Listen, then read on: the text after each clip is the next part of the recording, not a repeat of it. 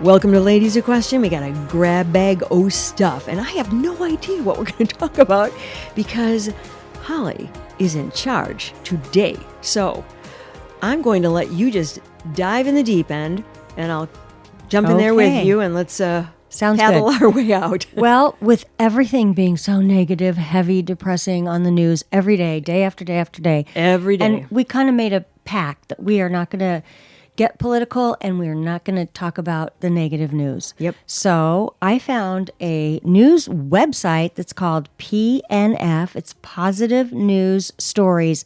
And they come out with positive news stories every day. Wait, it's called PNF or S? PN. Oh, it's PNF.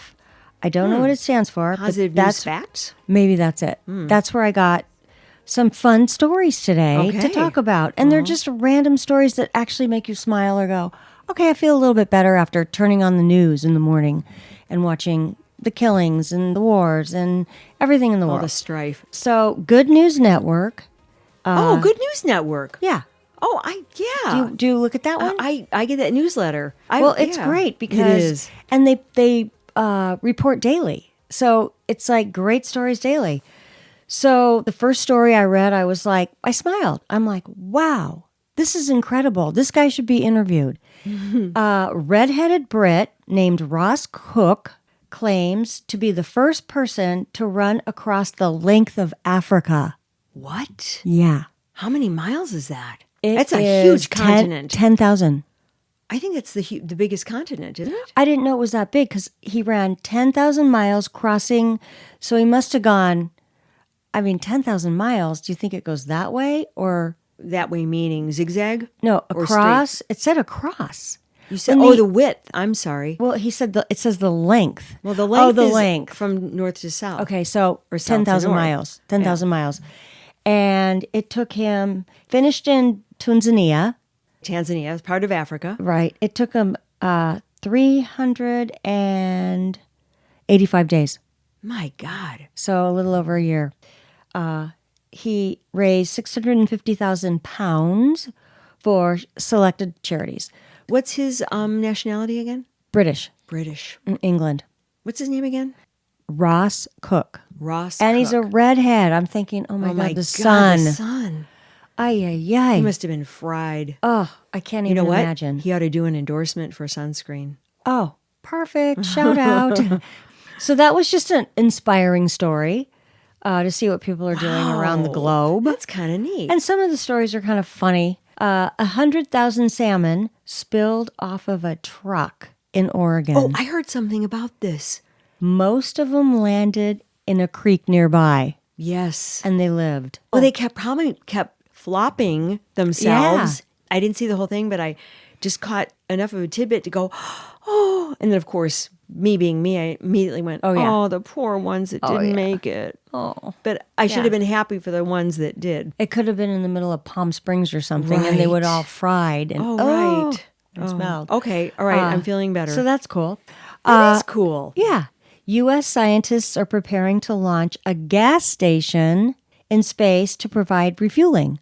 It's a fuel. It's fuel for rockets. Okay, so rocket So fuel. when they're up there going round and round, so I'm thinking, I'm trying to picture that, a gas station floating around in a certain orbit, which they'll know where it is, and then the rockets just like pulling up.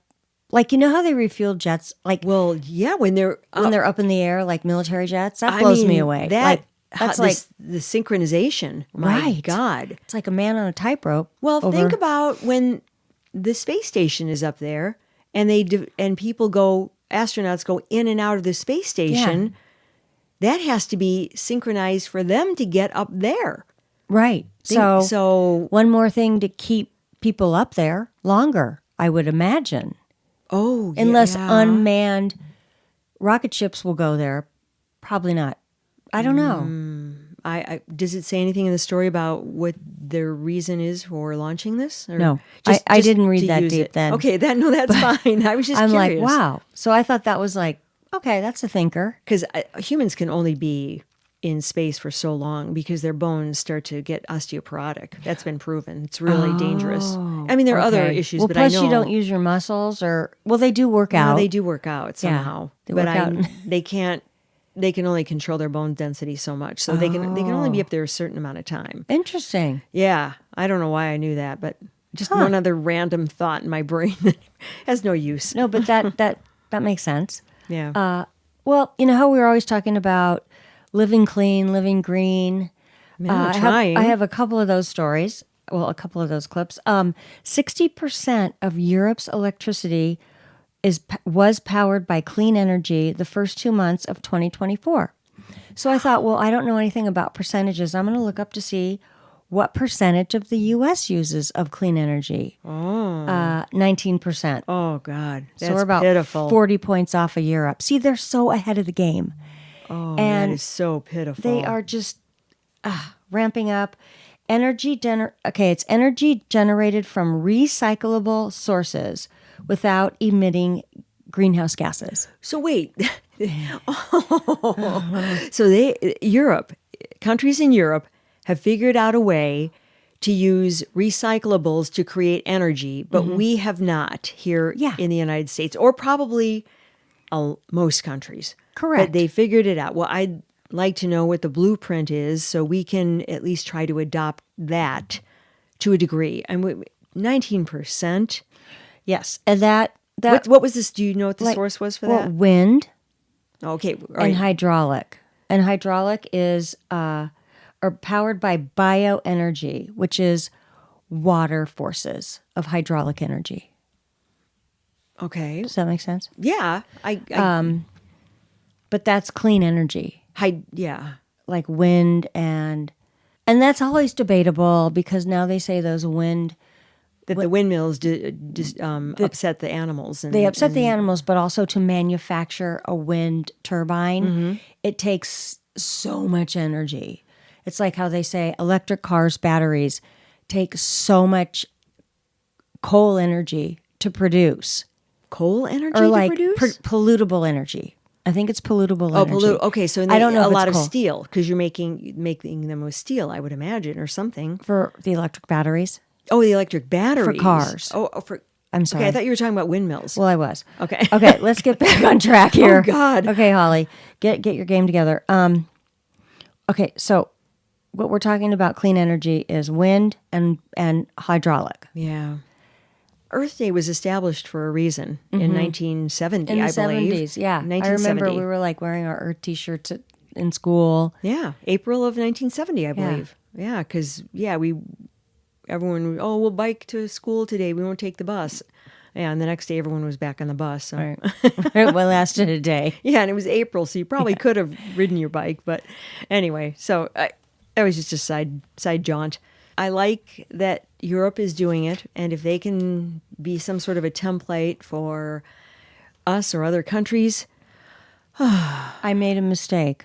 When I said bioenergy, bioenergy is from our plant. That's what we use also. It is green, plants. It's bioenergy. Bioenergy is plant-based energy. I wonder what they use for plants. that. When we use plants or other organic material to generate energy. I'm not even aware of that source. I know I've heard about the oils, recyclable. I don't know which company it is, but I read something about some company was collecting used oil from fryers. Okay.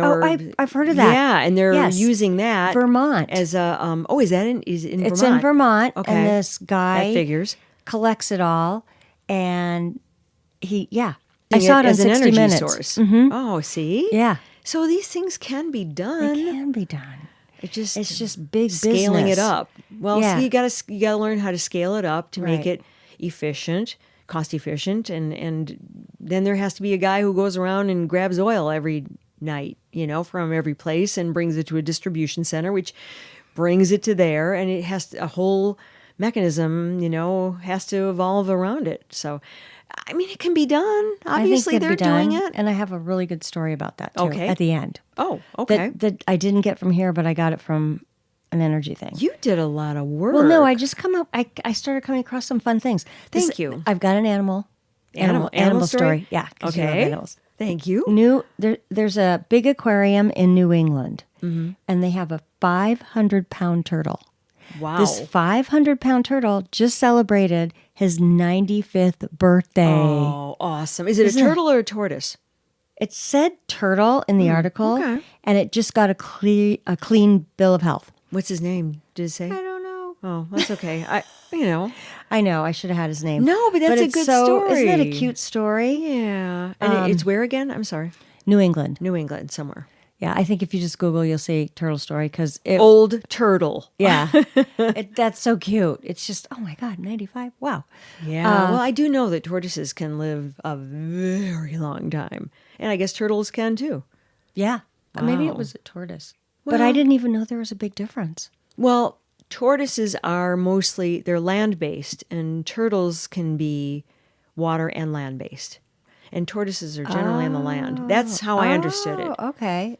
Anybody want to correct me? Have at it. Hey, that's great. I never knew that. Well, I always thought they were the same thing. And tortoise was a more formal name of turtle. Well, there might be one of those things where, it's not potato. It's like kind of like they're in the same family, but they just have differentiating characteristics. Like you can call a tortoise and turtle a turtle, but one is also like maybe a tortoise is also a turtle.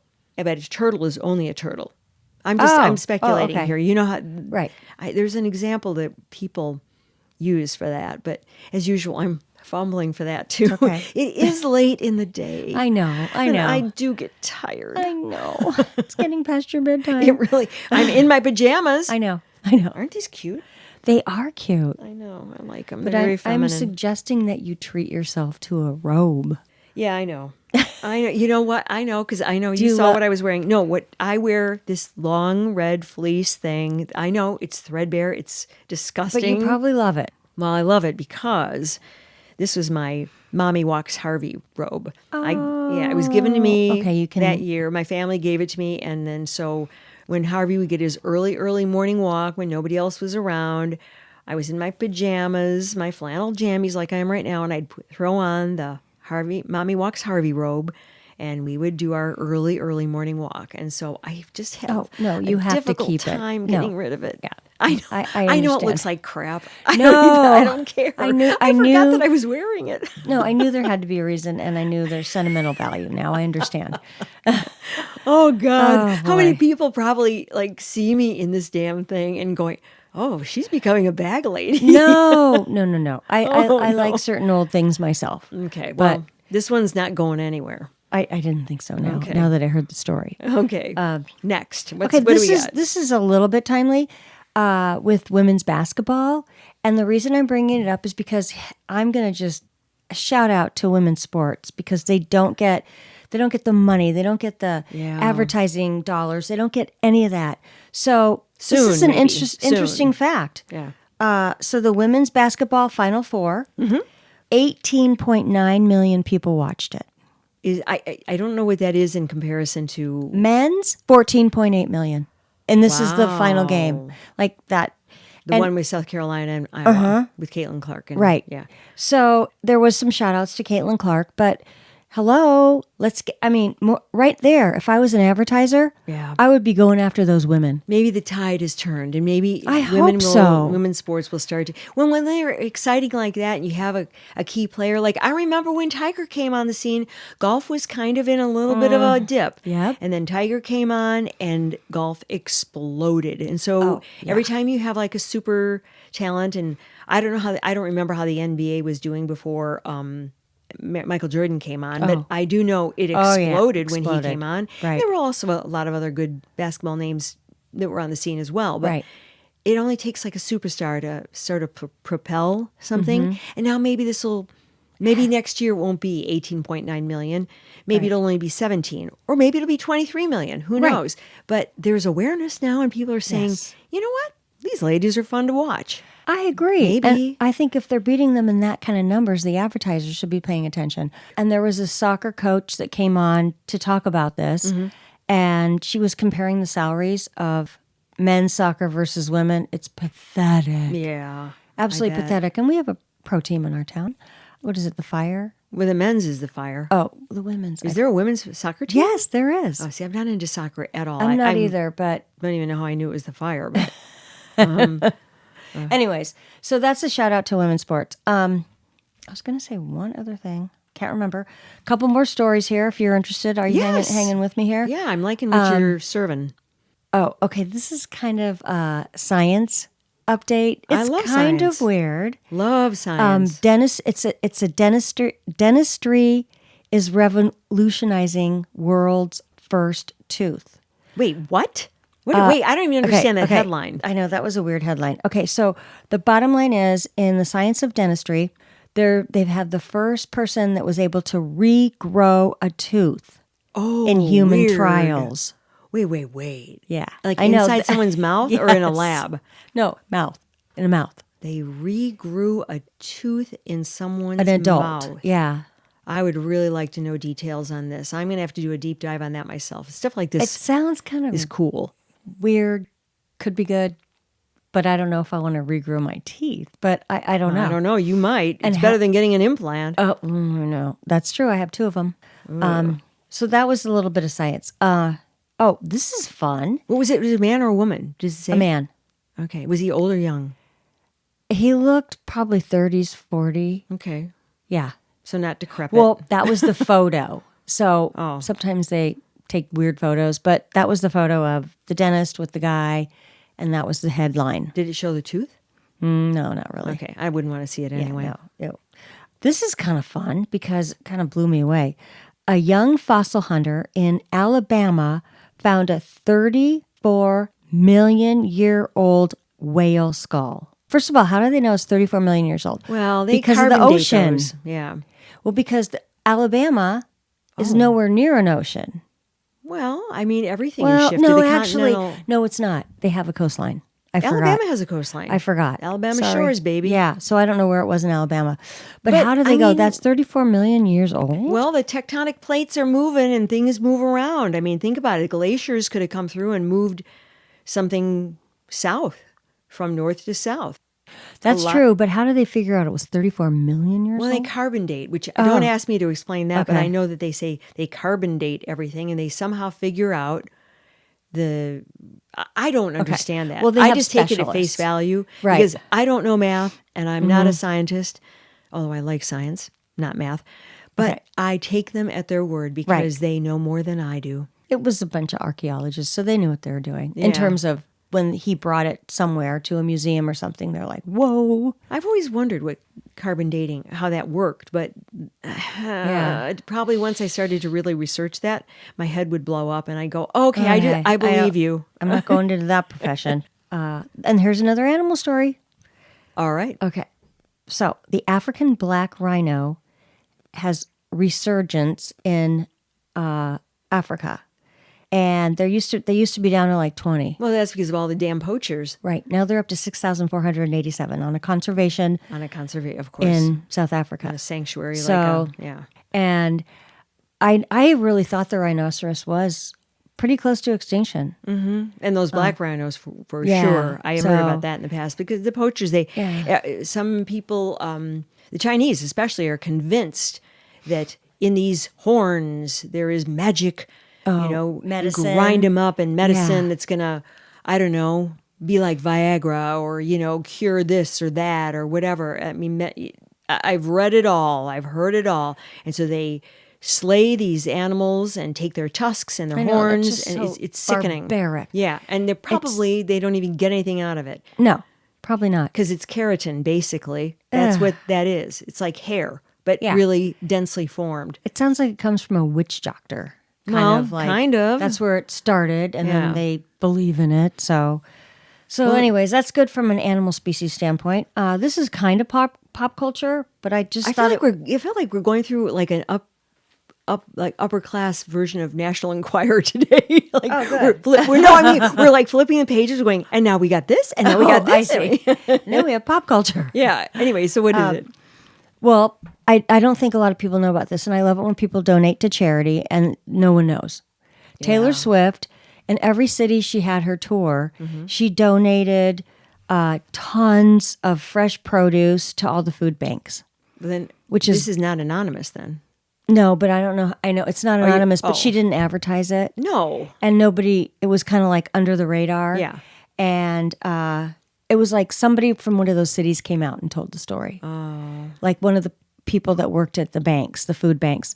And I do know food banks do not get fresh produce and they don't get fresh meat. No, they do not. Everything is frozen and expired and the bread's expired. I've worked in food banks and so I see the food come through and that's a gift. I mean, it was great. Well, when we had the gentleman who founded Beef for Hunger here, a local, right, he was saying that one of the observations that he had, along with his wife, I believe, that there was no fresh meat for people, for the homeless, for people who were unhoused. And that's why they started that. Yep. And your husband would know, he does the Meals on Wheels. Yeah. And that's a rare thing for those people to get fresh food. So I know. It's so sad how in certain lower economic areas, lower income areas, they don't use a lot of fresh produce because it's expensive or they're not sure.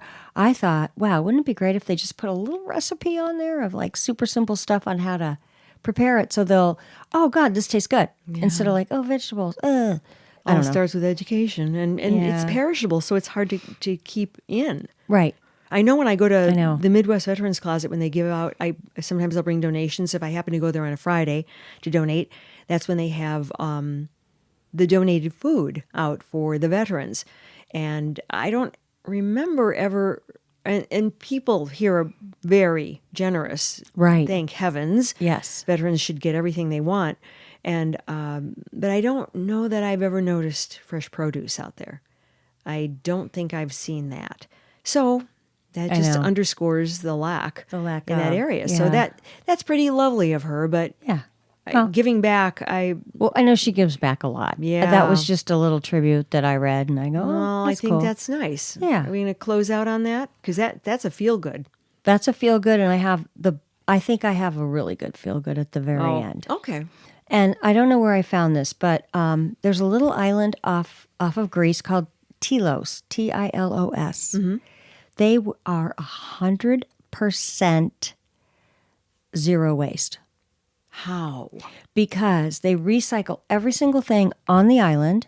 I think it was on 60 Minutes. No, I don't know, but I watched something about it. Or I found it, then I Googled it, and I thought I saw YouTube.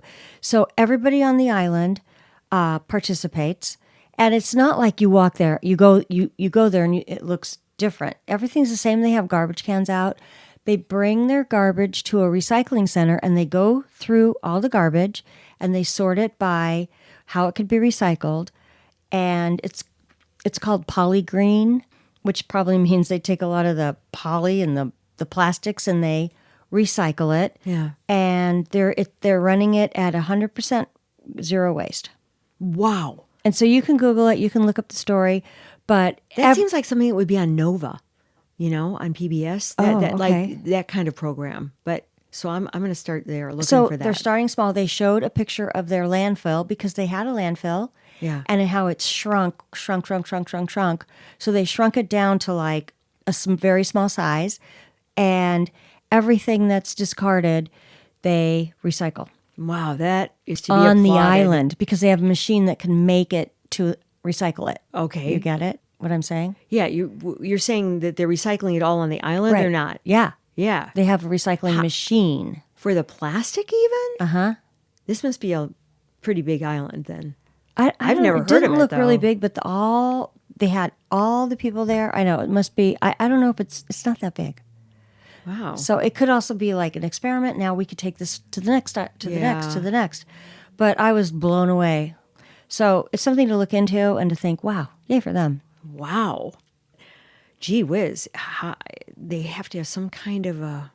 Well, I don't know. That's worth looking into. Yeah, I can sit here and speculate, but wow. My mind is just... Could you imagine living on zero waste? That's so cool. Yeah, I think it would be really great. I know. I mean, yeah, of course. And they're just happy and they all work together and... Well, that's it. They work together. Yeah. Yeah. Exactly. And everyone realizes the value. Everyone is involved. So it's not... They understand it's something that's necessary to keep everyone and everything healthy. So anyways, we can wrap on that. All right. I like it. Well, we hope you enjoyed our good news. We should do this like I think we should do at least one semi-regularly. or two stories within our... Just to keep it light and fun and... Yeah. Yeah. Or just like drop like this good news back to back to back to back like an episode like this every once in a while. I think so. And just, it'll be our good news episodes. Okay. Yay. I like that idea. Okay. All right. Okay. Thanks for listening. We appreciate it. And we would love if you followed us, especially on Instagram. We post good stories. Oh, yeah.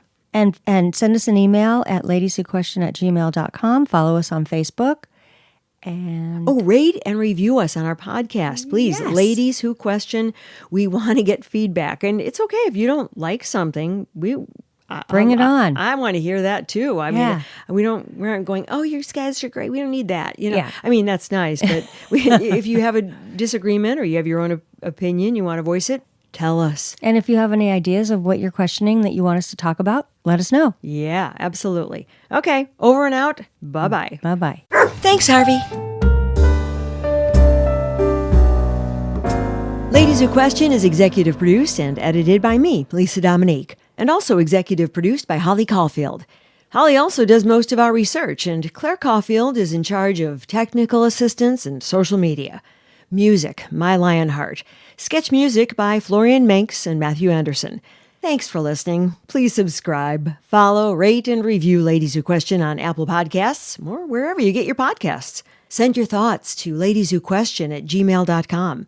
Follow us on Facebook, YouTube, Instagram, Threads, and our website, ladieswhoquestion.com.